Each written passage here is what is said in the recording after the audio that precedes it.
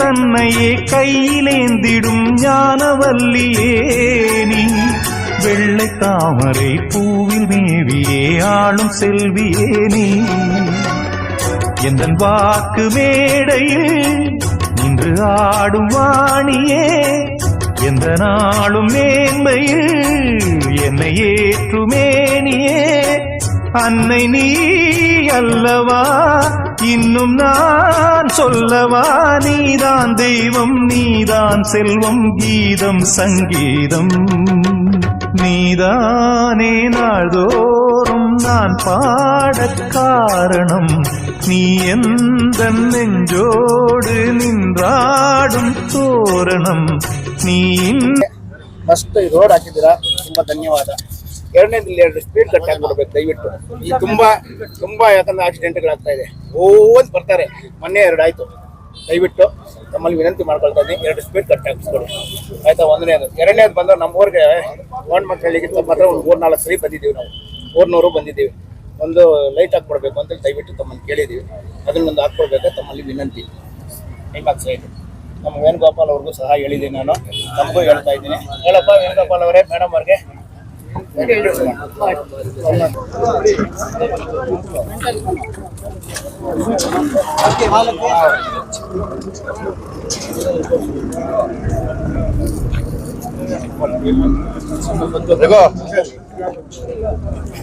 ಇಟ್ಲಿ ತಿರ್ಗ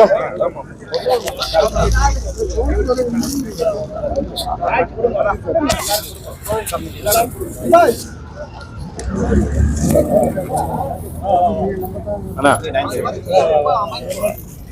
అట్లా తిరిగినా ఎట్లున్నాడు ఇస్తుడే